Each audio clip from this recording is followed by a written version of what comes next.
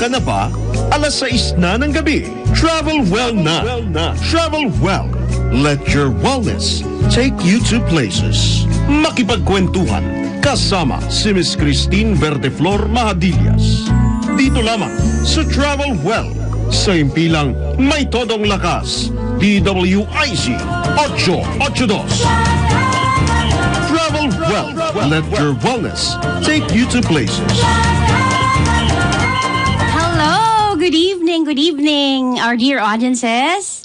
Travel well. Hi, Coach Clint. Hello, Coach Tin. Ayan, Lunes na naman po at 6 o'clock na naman. Ito po ay ang aming Primetime edition. Travel Well. Yes.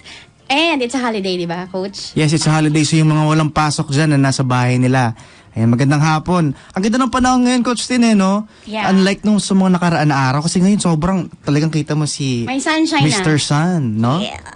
And then, we have a special guest ngayon. Ayun, may special guest. Nung nakaraan, we had Miss Earth, no? Si Maganda. And of course, si Malakas. Si Mark Striegel, di ba? So again, thank you dun sa guest natin last week for Mark Striegel for coming over, and si Miss Earth 2015, Miss Angelia Ong. Yeah.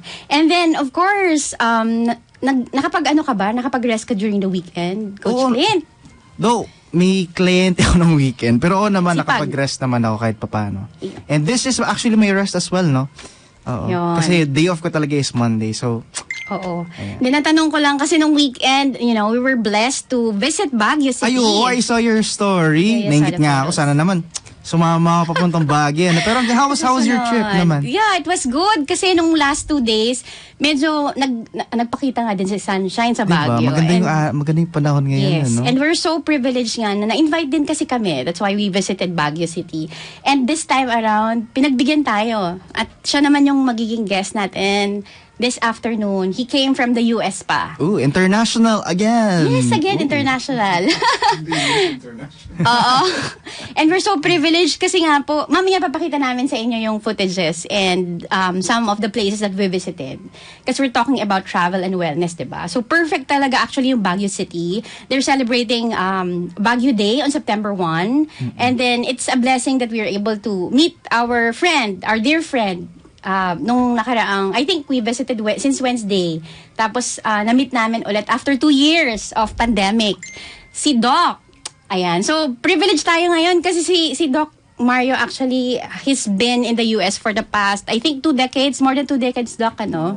Yan. So, sige, introduce na natin formally. So, Doc Mario is an epidemiologist. For 2 decades, he is practicing, I think, hospital management in the US. And we are so privileged nga na in the past 2 years, dahil nga nag-lockdown, di ba, pandemic, ngayon umuwi siya. And then, I think for 3 weeks lang nandito siya.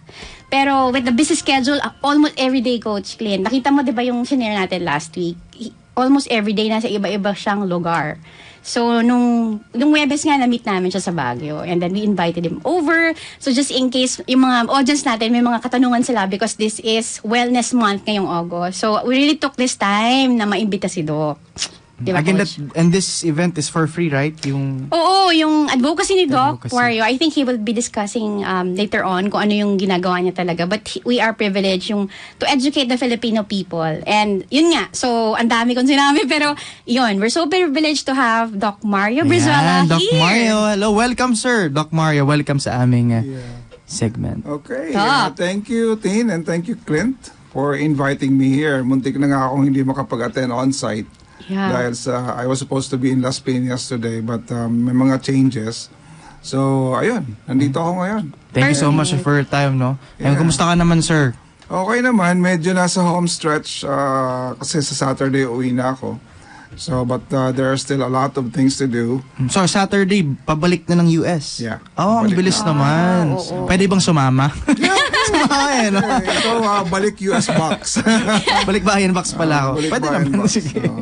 Oo, tsaka nakakatuwa yung experience namin kay Doc Mario. Kasi he's really a good friend. Nung pandemic, sobrang blessed kung meron tayong kaibigan tulad ni Doc Mario. Kasi nga, di ba takot tayo lumabas at pumunta sa hospitals before? And I think, Coach Clint, na-experience mo yan di ba? Na isang message lang kay Doc, di ba? Actually, natulungan niya tayo. Kailan ba yun? 2020? 2020. I think when you experience yung ano. May something ako sa tiyan ko noon. Oo. So, that time, syempre, takot tayo pumunta ng hospital kasi may mga COVID patients. Oo. So, I'm very blessed. We're very blessed na meron kaming Doc Mario. Doc Mario na we're able to consult online. Yeah, oo. Doc, thank you po ulit ha. Thank you so much. Wala naman, anytime. Ayun. So, Doc, siguro i-share ni Doc more of his wellness expertise later on. Kung may mga questions po kayo, we have a text line. Tayo po ay napapanood via test broadcast sa Digital Free, IZTV. Available rin po kami sa digital TV devices at TV receivers. Mangyari lamang na iscan ang inyong digital TVs at channel boxes upang mapanood ang IZTV. We're also available on Facebook. Tama ba, Coach? Yeah, we have online platforms. We have our YouTube channel as well. Yes. Yeah. And i-announce ko lang, yung text line po natin, if you have some questions to our doctor, it's 0999-376-6768. Ayan. So, before we go to that, for sure, marami kang itatanong kay Doc, no? Ako din, excited ako. Oo. Pero, of course, we have only limited time, 1 hour lang. Pero we would like to allow Doc Mario to tell us about what he's doing right now and the advocacy. Kasi sobrang bihira yung parang he's giving his time. Alam ko sobrang precious, di ba po, Doc, yung time nyo bilang doktor. And then, yung mag-alat kayo ng oras na parang, imagine mo pagdating mo, nag-travel ka agad. Tapos, iba-ibang lugar from Bicol to Baguio, magpapalawan kayo bukas. I mean, what motivates you po to do this, Doc? Well, first of all, I'm a doctor. So, I educate people on what to do. Kasi sometimes may mga tao na ang tingin sa doktor parang repair shop. Diba? You only go to the doctor kung mayroon kang sakit. No, and that's not really the right thing to do. The best perspective is you go to the doctor for a wellness checkup, like a car, and then you go to the doctor if you are sick, para nasusundan niya yung progression mo when it comes to your body systems. Remember, meron tayong 10 na basic body systems. And all those body systems are intertwined. Magkakasama yan. And if one body system is not working, meron agad na parang red flag. And all of these things will not be homeostatically functioning well. Ibig sabihin, hindi sila nagkakausap ng matino. So, parang pamilya. Di ba? Yeah. If the family is not talking to each other, then eventually it will be a dysfunctional family. And when the dysfunction is very much into that level na nakakasira na ng relationship, kasi there are also disagreements, pero normal pa rin yung disagreements. But when the disagreement reaches a level na hindi na maayos, nagkakahiwa-hiwalay na. And sometimes the family gets more transition to a very unhealthy relationship. And the same thing happens to our body. So yung 10 organ system na yan needs to be very well in harmony. Harmony, yeah. Diba? So that's basically why I'm doing this. So that's, as a doctor, I would like to educate people on what to do and how to prevent diseases from happening early on in their lives, diba? Kasi we only have very limited time on earth. Yeah. And if we are allowed by God to live like 70 or 80 years old, you don't want to spend 30 years of that going back and forth sa hospital. And sometimes people ignore their health, di ba? Yeah. Pupunta nga lang sila sa doktor pag may mga sakit na. And sometimes the disease are irreversible. Hindi na pwedeng ibalik sa normal state. So it's a sad thing.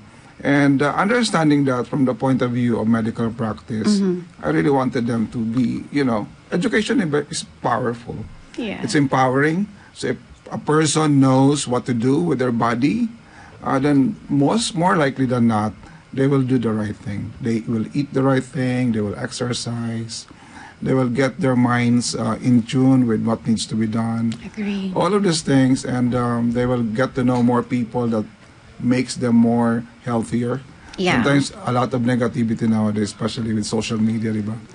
So I think that's overall, and I'm doing this for free. So I'm not charging anybody. That's so but generous, if you want to pay me, that's fine. That is so generous. But generally, when I go to the Philippines, I always commit at least 14 days straight of doing this educational series. Nice. In different places.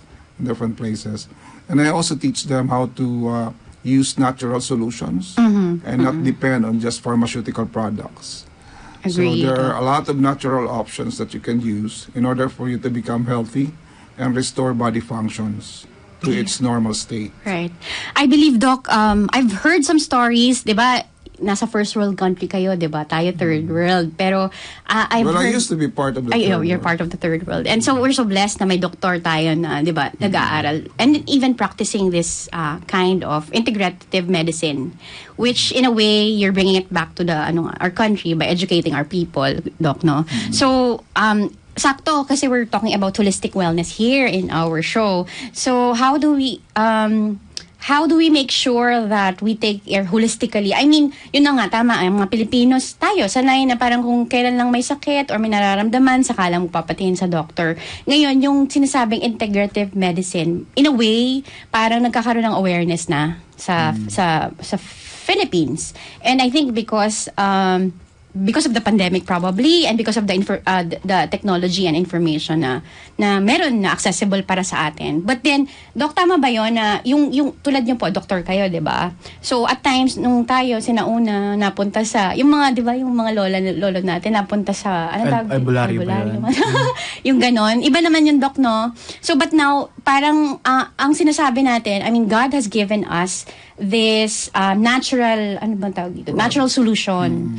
So, I think ang makakapag-discuss noon more is you, Doc. So, paano yun in-integrate? Yung medicine, na, syempre, inaral nyo po na matagal, di ba, yung medicine. But now, we're also integrating yung natural solutions like what you have shared, Doc. Well, let's start with what the Philippines has developed. Kasi over the years, the Philippine government, through the Department of Health, developed a traditional medicine program that actually focuses on certain herbal plants that was developed into tablets. Okay, so we call it traditional med. Yes. Kasi ito yung mga oregano, mga pito-pito yata yan. So it's being supported by the government. Oh yes, ngayon. actually it's a law. Oh, nice. It's a law in the Philippines that supports that development. Kaya lang, hindi siya nakaka-mainstream. Ibig sabihin, doctors, well, I don't know how things have progressed from there. Kasi traditional medicine, when I left the Philippines way back in the late 1990s, 10 years old. Nandiyan na siya eh. Nandiyan na siya. So, hindi ko alam kung ano yung maturity level, why these things hasn't been part of the medical practice. Well, integrative medicine by itself is not just depending on, say for instance, nag-consult yung pasyente sa doktor. Yeah. Normally, magpe-prescribe ang doktor ng ganito, antibiotics, etc., etc. Now, on the other parallel path is how the patient practice certain behaviors, say diet, exercise, mental or cognitive health, and etc., etc. In order for that disease entity to slowly, slow down its progress, and then by integrating traditional practices, patient can be healed.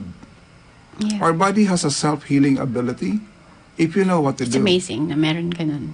God gave us all of this in order for our body to really self-heal. So we cannot just be dependent on pharmaceuticals. Sometimes, always with, mayroon namang gamot, di ba? Meron naman gamot akong iinumin for hypertension, kaya bahala na, inom ako dito, kain ako ng ano-ano. Now, if you don't change your lifestyle, at nakadepend ka lang dun sa gamot, eventually, you get into a tolerance level, mag-i-increase na ngayon yung dosage mo. So when you increase your dosage and you allow it to progress, eventually all the side effects of the medication will set in. For the liver, and the damage, kidney liver, etc., will be irreversible. So you didn't change your lifestyle, you just maintain what you were doing for the past many years, and then eventually you get more and more severe. So that's why traditional approaches, together with Western medicine, just like we call it, then it can be integrated, and then eventually you end up with a healthy person that has reached a level of wellness that is functional, and there are a lot of comforts and enjoy a quality life. Yes. That's the goal of health and wellness as far as we are concerned. So hindi lang yung parang health and wellness kasi bibentahan mo ng coffee with supplement. So that's not the right way to understand health and wellness. Yun. And the quality lifestyle. And I think Doc Mario is able to practice that, quality lifestyle, kasi nakapag-travel si Doc eh. Yeah. Nakita ko, Doc, nagpunta ka na. I'm 64. O, di ba? 63 pala. You are an epitome of having a Parang quality hindi 63 lifestyle. eh, no? Parang Oo nga eh. 35. Oh, Ay, 40 sobra naman. Parang 40 naman ba? Hindi, mukha talagang bata si Doc, no? Ayun talaga pag ikaw ay healthy. Yes, and I you're- think it reflects to your aura. Correct. And I like that, yung sinabi ni Doc kanina, talagang kailangan may knowledge ka eh. You have to be aware about things. Yeah. Na hindi dapat na kung ano lang yung alam mo about being healthy na tipong kain ka na lang ng gulay, kain na lang ako ng gulay, magiging okay naman ako. Hindi eh. You Yeah. have to learn. True. We have to be proactive in terms of Yes. how to educate ourselves. There are a lot of information. There are a lot of available resources. Tayo lang kailangan maging proactive. Like, diba, Doc? like this. Travel well. This is perfect platform. Oh. True.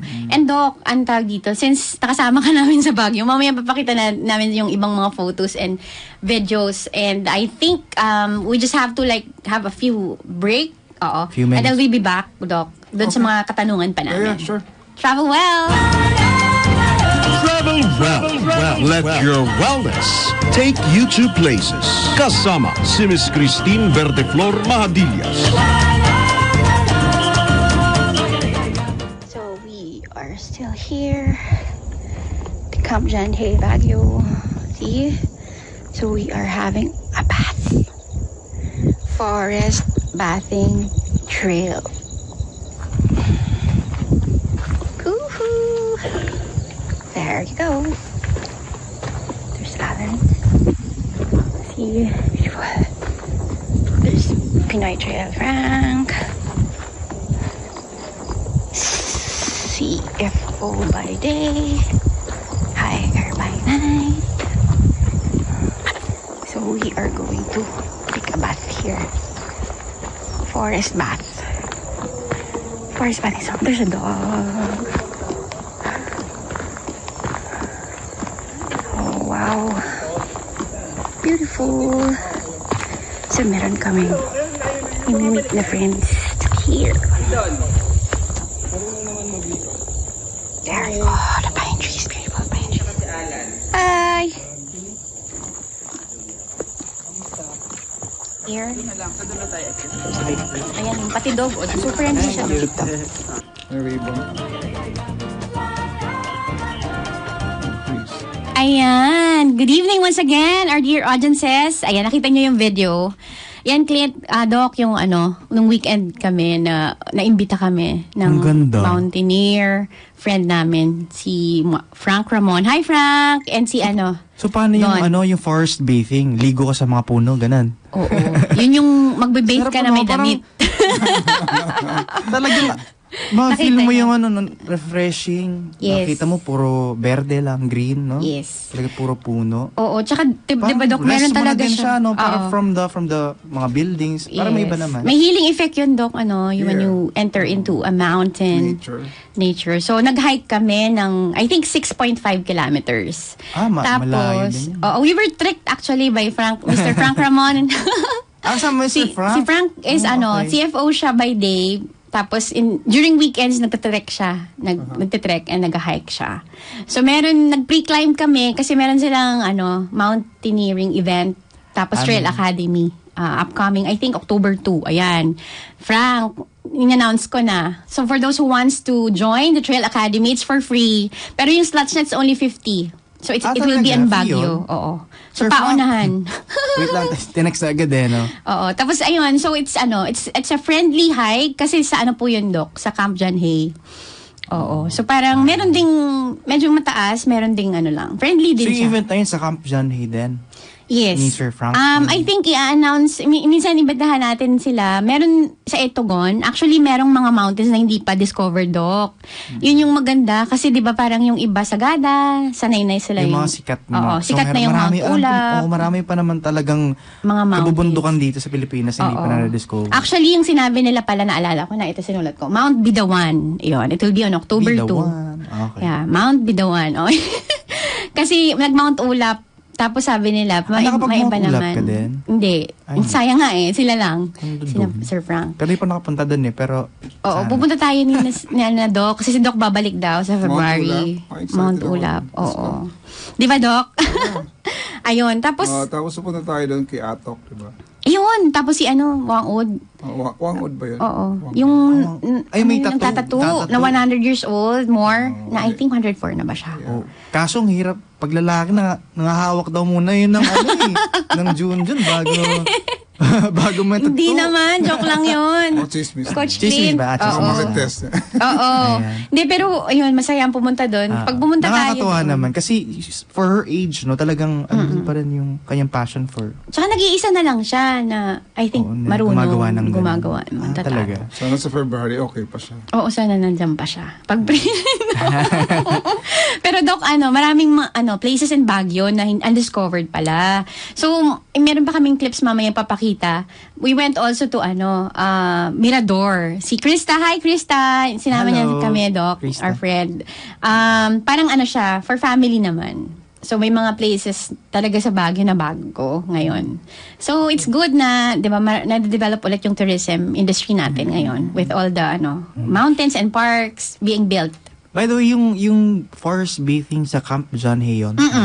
Okay. I see. Yun. Ang maganda doon kasi family friendly, kahit sa pet, pwede nakita yung video. Yung asong cute no? Oo. Si Maya, tumatakbo siya. So, very friendly. Pero from the Camp John Hay kasi, makikita nyo overlooking yung Mount Itogon. Wow, may overlooking yung yan. iba-ibang mountain. Ganda naman. Oo, Doc. So, sayang lang. Kasi nagpunta si Doc for meetings lang. So, susunod kasama na namin for high. Swerte nyo, no? Talagang walang ulan, no? Walang ulan. Oo, Si Haring pinagbigyan. Araw ay nandyan. Lumabas. Oo. Galing, So, sa galing. susunod, Coach Clint, kasama ka na, ha? Busy ka sa work. Anyway, ayan, mabalik tayo kay Doc. Doc Mario, nakita namin, we've seen your lifestyle also, no? Nakita namin you've traveled also just, I think last month ba yun, sa Canada. And, yun nga, we're talking about holistic wellness, we're talking about travel, and with your age, we know that you are well-traveled already. And the good thing about it, whenever you also travel, you make it a point na you share your, para bang your advocacy, and also at the same time, kita kasi ng tao na parang you're not only enjoying by yourself, but also you try to inspire people, and yun nga, you empower a lot of people by showing how you live or the kind of lifestyle that you have. And inspiring. Kasi nga, minsan, di ba, tayo, sabi natin, ginagawa naman natin minsan yung best, ang sipag natin sa trabaho. Pero yung fulfillment, minsan, inahanap natin, nasan ba yung fulfillment? Masipag naman ako. Pero parang, di ba, at times we feel, we question, lalo na nung nag-pandemic. So, Doc, yun nga, ang holistic kasi, di ba, we also think about our emotional well-being, our mental well-being, yung holistic talaga. So, I think, ako lang, ang natutunan ko kay Doc, as I've journeyed with him, na every time nga, na te-text ko siya, minsan magme-message din si Doc, yung parang, you try to really share your life with others. I think that's one factor na nagiging fulfilling yung life natin. Kasi nga, traveler lang naman talaga tayo sa mundo, di ba, Doc? Yeah. Parang, temporary lang to lahat. But we should have, I think, internal perspective by way of probably sharing our life to other people. And nakita ko yun sa inyo. So, Doc, ayun, I mean, everyday ba, parang talagang you set your mind na parang binibigay mo parate yung part of your life sa iba. Kasi parang feeling ko, si Doc, ang sipag naman, di nawawala ng energy. Paano mo, Doc, nasusustain yung energy? Kasi minsan parang, nag-travel si Doc, ilang oras? 18 hours. Tapos nakapahinga kaya siya, dun sa 10 days ka na ngayon ata, Doc. Pero parang, 16. di ba, Doc? Oo. So I was here 15. Oo. How do you sustain that energy? 25 ba? Ano ba yan? 29. 29. Parang 29. 14 days na. 14 days na, oo. 14 days na. Well, una-una, ako kasi I believe in routines. Diba? So if you live your day with routines, your body is accustomed to it. Like you wake up at a certain time, you sleep at a certain time, you eat at a certain time. I think that's number one. Okay. Kasi ang body natin parang may electrical impulses yan eh. It is filled with nerves, it is filled with, of course, yung blood, yung circulatory system, even yung lymphatic system. And if you are functioning na erratic, alam mo yan, yung hindi niya alam kung kailan gigising, hindi niya alam kung kailan ka matutulog. So you need to live with routines. You cannot allow your body to deteriorate just because you want to do something super extended. Of course, there are days that there are emergencies, like say for instance, meron ka mga appointment na hindi mo inaasahan, right? So, but we have 365 days a year. Now, how much of those days can we get for routines? So, as much as you can, as much as possible, live with that. Okay. Kasi otherwise, Routines. the signaling of your body, like say for instance, pag matutulog ka, mayroong preparation yan may sleep hygiene, diba? Okay. Pagka umaga naman, pagising mo, dapat meron ka pa rin ino-observe na routine. Like say for instance, you start with prayer, you start with meditation, you start relaxing your system, and of course, yung iyong tinatawag na connection with a creator. Yes. Diba? Kasi alam ako personally, I'm a Christian, and I know where to position myself. Diba? You are just a channel of blessing, and you know what needs to be done. So meron kang ganong klase na perspective. Of course, the second one is dapat purposive. Diba? Always with a purpose. So you live in with a mind. day na may purpose ka, and may goals ka din na gustong ma-achieve. Yeah. Hindi yung parang suntok sa buwan yung araw mo na hindi mo alam kung anong gagawin mo. True. Kasi that purpose and that goal, that could be sliced into different, like, achievable small steps or baby steps. That will drive energy. No? Hindi yung pagwising mo sa umaga, bahala na ang life kung sinong... Kung ano. Oo, di ba? Yeah. So, purposive. Yeah, with number purpose. 2. And of course, number 3, and the last, I would say, is, isupplement mo yung kulang sa katawan mo. Kasi as you grow older, Supplement. I don't know if you're aware of this, a lot of our body systems also deteriorate, just like an old car, diba? The body of the car is rusty, Yeah. diba? Yung mga hinges niyan, yung mga oils niyan, kinakailangan i-replenish. So all of those parts of your body needs to be always ready, diba? Renewed. That's why, palagi ako nagsasabi, supplement what's missing. Kasi sometimes your diet is missing on something. Like sinasabi ni Clint kanina, kumain ng gulay. Pero ano bang gulay ang dapat mong kainin? Diba? And how much of that gulay needs to be consumed every day? Like say for instance, the greens and the yellows and all the rainbow colors of the vegetables. Now, ang tanong doon is how much? That's why if you can consume that much, and that is what is required by the body, then your body system is at homeostatic level, meaning balance siya. But if you only eat maybe 2 or 3 slices of lettuce a day, I don't think it will Lettuce? supplement. Siguro mas maganda kung chop suey na lang para sigurado, no? Chop suey para sigurado. Lahat Complete. ng kulay na rainbow eh. Pero ang tanong, if you consult a nutritionist, they will evaluate you. Kilograms and kilograms of gulay ang kakainin mo every day. So yung mga ganon. And can you afford that? Diba? So yung mga ganon. And those top 3, ito yung top 3 na parang akong iniisip. What's missing in my diet? Diba? How many proteins or what's the amount of protein that you need to take in? Sometimes people just settle for carbs or rice. Diba? Oo, Konting sanay ulam, tayo mas sa maraming rice. Oo. So there's an imbalance and ang tawag ko dyan, cellular malnutrition. Oo, kasi sugar yun, Dok, diba? Kasi you feed Yung on rice. sugars, you feed on rice, tapos nakalimutan mo yung protein, tapos kung kumain ka man ng protein, kakapiranggot because of the cost. Of, diba? yeah. Sometimes. So there is a cellular malnutrition. Cellular. Doc, speaking of rice, may mga may mga tao kasi na yung mga no rice. Anong take mo dun, Doc Mark? Okay, magandang tanong. Okay. We have to understand that our body has 3 major sources of energy. Diba? We have carbs, we have protein, and we have fats. Now, ang immediate source like for energy is carbs. Kasi pag kumain ka ng, Carbohydrates. wala nang dinadaanan yan eh. Pagpasok yan sa katawan mo, carbs Yun na, agad, oo. glucose So agad. yung rice. So may energy. Now, but the problem is, once you eat rice or once you eat all the sweets and stuff, meron kang surge, parang meron kang flooding na tinatawag. So if you eat more than what is required for the day or for that very moment, you flood your body systems with carbs. So kung may tinatawag na sugar high. Sugar high. Diba, Sugar rush, parang ganun. O sugar rush. Pag kumakain ka ng kanin, bigla kang inaantok, bumabagal yung body mo, etc. That's what you call sugar rush or sugar high. High, okay. Now, the other source is of glucose is protein. The good thing about protein is when you eat, say, white meat, like yung chicken breast, dumadaan sa isang proseso na mabagal hanggang sa maging glucose. So, nagiging sugar, Doc? Oo, nagiging sugar din siya. Well, pag ganun yung proseso, hindi ka nagkakaroon ng sugar rush. Kasi ano mabagal. yun? Mabagal. Okay. That's why pag maraming protein ang kinakain mo, either beans, animal proteins, all of the source of proteins, kasi hindi lang naman animals ang source, matagal kang magutom. Oh, okay. Diba?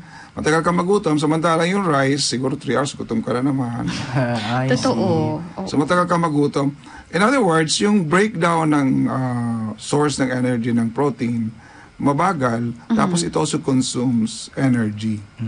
That's why, if you focus on your source of energy as protein, maglulose ka ng weight. So, protein, Doc, is number 1. Pero kung magsusource ka ng carbs, magigain ka ng weight. So that's why meron tayong intermittent fasting, di ba? Merong keto diet. So that's the basic, tinatawag nating biochemistry of our diet. And of course, yung fatty acids as well. Yung fatty acids, which is obviously cell kasi yan eh. Yung ating mga cell are coated, yung mga membrane, essential fatty acids yan. Ganun din ang proseso. Medyo umiikot din sa ibang steps. But ang ultimate byproduct or product niya is also glucose. Oh, okay. So yung essential... may maraming highway. Parang, halimbawa, pupunta ng Manila, dadaan muna ng Baguio, etc. bago makarating ng Manila. And in that, it consumes energy, tapos glucose. Kaya matagal tayong magutom pagka protein and fats. Yun. So, of course, healthy fats, ha? Ang when you pinag-usapan ko say dito, healthy fats, hindi yung fats na galing sa taba balat sa ng lechon. manok. Diba? Mahirap naman yun. Pag Mamaya, putok-matok. Oo. So, Doc, para sa audiences natin, yung healthy fats, makukuha yan sa nuts, avocado, ano pa ba, Doc? There are a lot of sources. Actually, mga food sources, karamihan is plants. Plants, healthy okay. fats. So, yung mga nuts is very rich in source of fats. And of course, yung mga fruits also. Fruits, yeah. Avocado is a good source of good oil. No? So, Doc, dapat mas marami tayo nakukonsume na that's healthy why fats. very important etong travel ko to. I always advise kasi nagdo-do one-on-one consult ako, no. Palagi kong ina-advise, do a nutritionist consult. Yeah. Huwag ka lang kain ng kahit ano. If you really wanted to be healthy, talk to a nutritionist and allow the nutritionist to evaluate you. And after that evaluation, sundan mo yung diet plan mo. Right.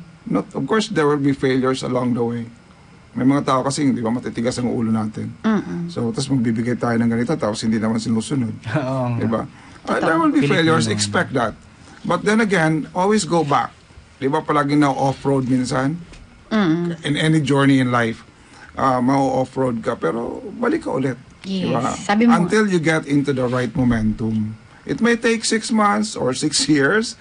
Whatever the cost of doing that, go it back on track. Right. Kaya it's really important to practice routines as you've shared kanina, Doc. And I've seen that in my body systems, and as I grow older, I have to change course when I was 38, I think. Kasi ako nagwawala din ako sa food when I was younger. I tend to focus on carbs kasi bata ka pa. But when I hit 38 years old, nararamdaman ko na yung mga, yung bad lifestyle ko. So I have to change course. And it took me several years, actually almost maybe 8-9 years before I was finally able to gain control. Yeah. Yeah, as you mentioned, Doc, kanina, yung 3 important factors, sinulat ko din. We should practice routine. Second, purposeful tayo, di ba? Para we maintain that motivation every day. Kasi minsan, motivated tayo, minsan hindi, di ba? But if you have that sense of purpose and you will be reminded of that purpose. I think that's enough reason for you to get, gumising sa umaga, di ba? Get up on bed. Yes, get up. And then number 3 is the supplement. I mean, yun yung pagiging proactive mo when it comes to how you will help yourself, di ba, Doc? When we say supplement, Doc, kanina na-mention nyo po yung intermittent. Marami pong gumagawa ng intermittent diet. Pero may narinig din ako na probably, tama ba? I mean, it's dependent ba dun sa tao? Or pwede siyang gawin ng kahit sino, yung intermittent fasting? Well, ako, as a doctor, before even jumping into intermittent fasting, you need to have clearance with doctors. Okay. Yeah. So, kasi, baka mamaya diabetic ka tapos nagkaroon ka ng hypoglycemic attack because of your zeal for intermittent fasting. So, there is supposed to be transition na ino-observe natin. Hindi lang tayo nakigaya. Halimbawa, si Clint nag-intermittent fasting, tapos ako mag-intermittent fasting na ako. So, there are people who can do it right away. There are people who can do it slowly. Diba? And there are people who cannot do it. Okay. Because of some medical conditions. Condition. So that's why a medical doctor's consult will always help, whether you are for that or you are for other forms of dietary modifications. Ayan na, sa mga ating viewers at listeners, narinig ngayon. Yes. Huwag agad-agad magpa-fasting. Huwag kayo papalipas ng gutom. Yeah. I know. There are people who are crazy and sometimes they don't eat like 16 hours. True. Remember, your body has certain needs that needs to be met. So you need to really be serious about your body, and just like what I said, there are 10 organ systems. Take care of them, and you'll be healthy. Yeah. Consult muna. Yeah. Bago mag-decide. Ayan. So for those who have questions, I think dun sa hindi namin nakikita ngayon yung Facebook questions, pero we will have some time.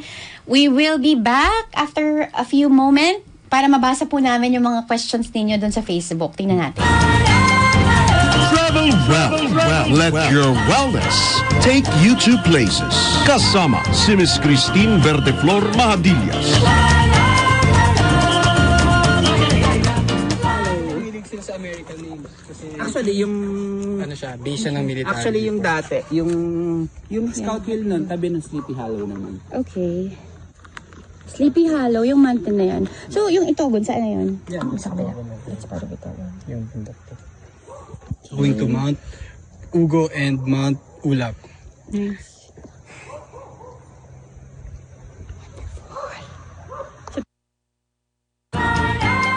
Cheers. Thank you. Good evening once again, our dear audiences. Ayan, Coach Clint, Doc, thank you for the time. Doc, talaga, marami kaming katanungan pa. Pero anyway, kanina po sinishare namin sa inyo yung some of the video clips. There will be a mountain marathon on November 6 together with athlete Don Santillan. Hi, Don. Siya yung kasama namin dun sa pre-climb na ginawa namin sa Camp John Hay kahapon. So, na-experience namin. It's important pala na dapat magpi-pre-climb ka bago ka sumali sa mga marathon, Clint. Kailangan mo ng conditioning. Yes. Oo. Para hindi sasakit yung katawan mo. Di ba, Coach? Yes. Oo. That's true. Yun. So, Doc, thank you. Marami kaming tatanong. Pero for those na gusto mong tanong pa kay Doc, we can actually contact Doc through his page din. And I think, tama ba, Doc? You've been doing this advocacy, and then I think magpupunta ka pa ng Palawan bukas para doon sa advocacy nyo, health and wellness advocacy nyo. Doc, tell us about the trip tomorrow. Tama ba? Palawan, alis kayo maaga. Puerto Princesa. Yeah, we're building a team in Puerto Princesa. Kasi normally what I do when I travel to places, kasi I cannot be in all places at the same time. Yes, diba? So when you build this advocacy, you need to train and empower people. Yes. So that's primarily what I do. And then I will meet with, I think, maybe about 10 leaders. Yeah. Of course, may mga sarili-sarili sila mga invites. And I will be teaching them on how to approach wellness in a very intelligent and scientific way. Yeah. Kasi sometimes, etong wellness na to is being used to commercialize a lot of products. True. And I don't think I like that. Mas maganda yung meron kang approach na scientific and proper. So that will be my first agenda there. And of course, I will be introducing some interventions like aroma touch treatment. Kasi napakaganda maintindihan how how our body can achieve certain homeostatic level by the use of certain products like essential oils. Yes. And this is very important for us to understand because essential oils, of course, is all over malls. Di ba? Uso yan, Doc Mario. Kung saan ko nakakita yung mga essential. So, ang tanong lang doon is, what kind of essential oil is really the one that needs to be used for proper wellness? Yeah. Diba? Kasi not all oils are proper effective, or no? produced properly. So, we need to be cautious about it. Mamaya, amoy ka lang ng amoy. Ang inaamoy mo na pala, lason. Ay, no. Diba? Mahirap naman. So, Well, speaking of essential oils, di ba Doc, na-mention mo kanina about natural solutions.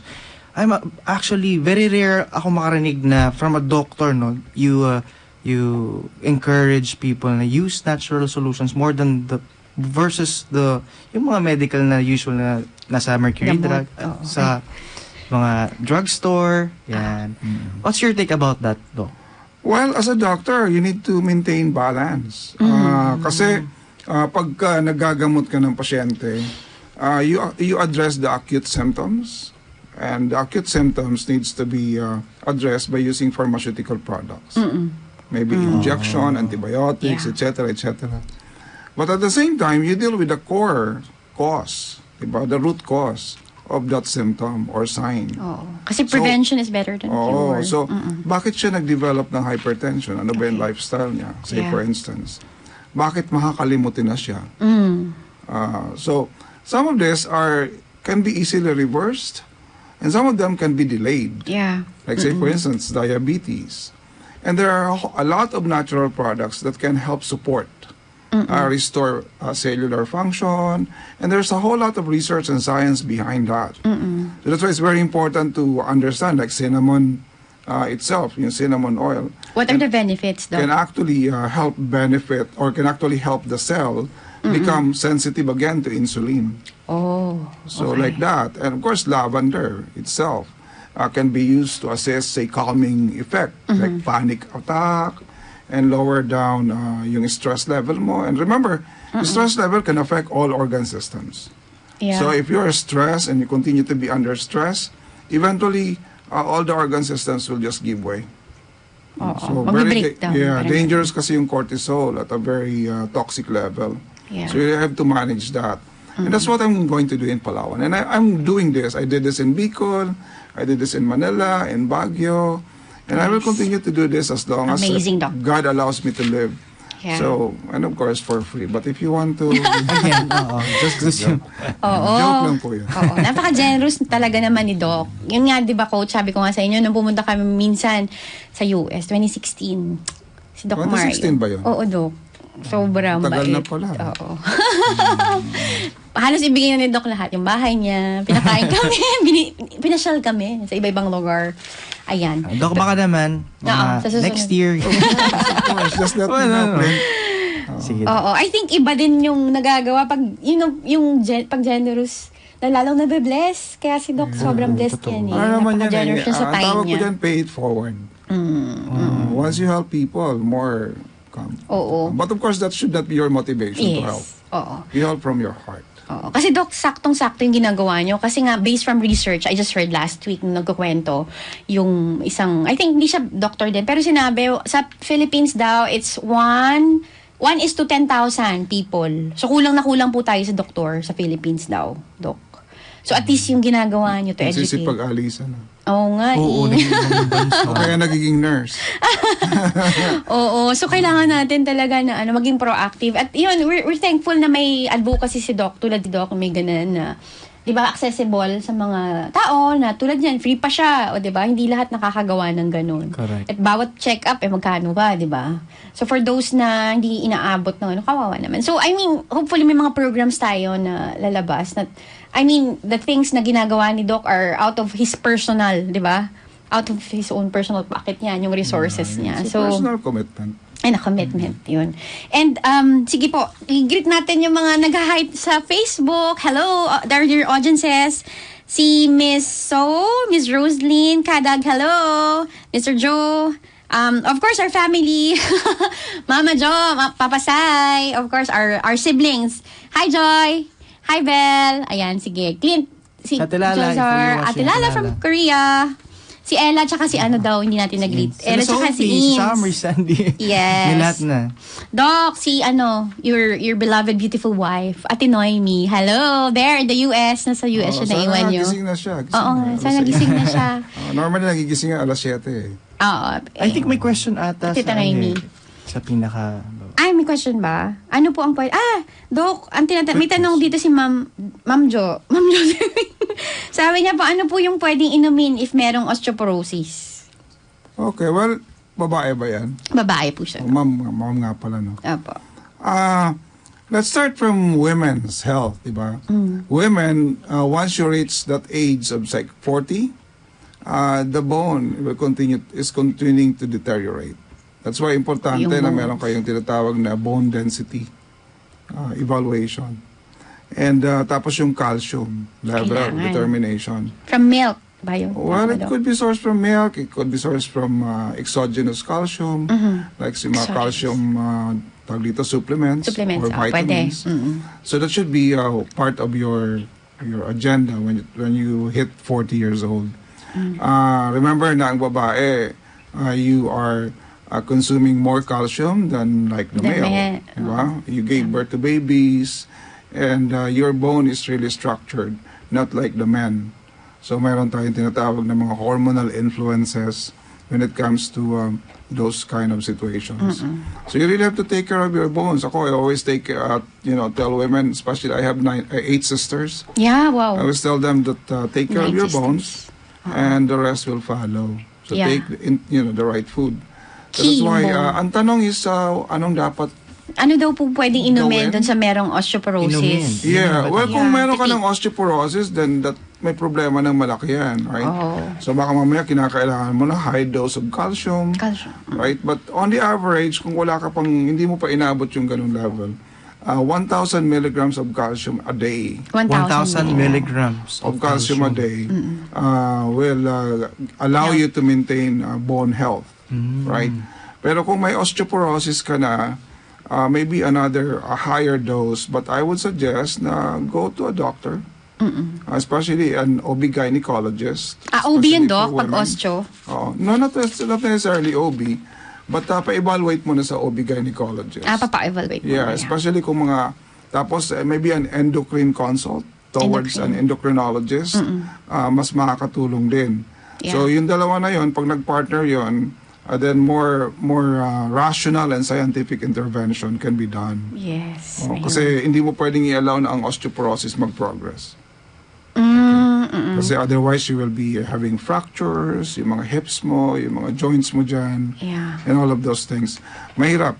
It will be a painful and not a good experience for women who are having osteoporosis. Pag napabayaan. Kaya talagang perfect yung mag-build ka ng good habits. Mas maaga, mas possible. And exercise din, Doc. The earlier you do it. But of course, pag may osteoporosis, hindi pwedeng basta mag-exercise. Okay, that's good to note. Habang nag-exercise kayo, bigla na lang nabali yan. Nag-crack. So dahan-dahan or stretching ba, Doc, will help? Well, osteoporosis, mayroon silang tinatawag na appropriate exercises. Okay. And normally, you have to talk to a physical therapist, kasi may mga movements yan. Hindi lang pwedeng ipasok sa Pilates ni Coach Clint. Clint. Pilates were safe for everyone. Yeah, osteoporosis kaya po namin. So dapat before even getting into Pilates, meron mo ng appropriate evaluation. Yes. We can do that also in the studio. No? Yeah. Actually, marami ng doctors who are able to evaluate that clinically, even sa local setting nila. Yeah. So hindi na kinakailangan ng mga higher intervention, but it's a good start. Doc, grabe, ang dami pa namin sanang gustong itanong sa inyo. But we have only like 1 hour. Nakakabitin. Oo. Pero for sure, Doc, pwede naman nila ikaw i-reach out dun sa Facebook nyo po, di ba? Yeah, they can message me. Actually, I'm planning to convert it into a public page. Pwede, Doc. Oo. Para anybody can jump in there. Anong pangalan, Doc Mario Brizuela po? Yes, my name. Mario Brizuela. Ayan. Mario Brizuela. Ayan. So, it's already 7 o'clock. Thank you so much, Doc.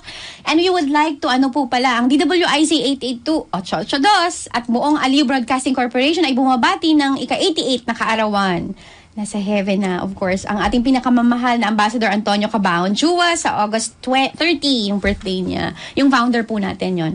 But anyway, maraming salamat to our dear audiences. Hi Marvin, and hi to all our viewers. Salamat. I-watch nyo po ulit yung mga susunod naming kabanata. For sure, next time, mas marami tayong oras. And I think, thank you Doc so much for your time talaga. Diba? Parang sobrang konti lang yung panahon mo dito, pero napagbigyan nyo po kami. And hopefully, yung mga taga-Palawan dyan, abangan nyo po si Doc Mario Brizuela and Coach Clint. Thank you so much for this time. Always welcome. Thank you, Doc Mar. Thank you, Coach Tin, of course. Oo, and sa Facebook po namin, mapapanood nyo pa yung ibang mga footages namin. And see you again next time. Thank you. Travel well. Let your wellness take you to places. Sumainyo ang pinakabagong programa sa DWIZ hanggang sa susunod na Lunes, alas 6 hanggang alas 7 ng gabi. Travel well. Let your wellness take you to places.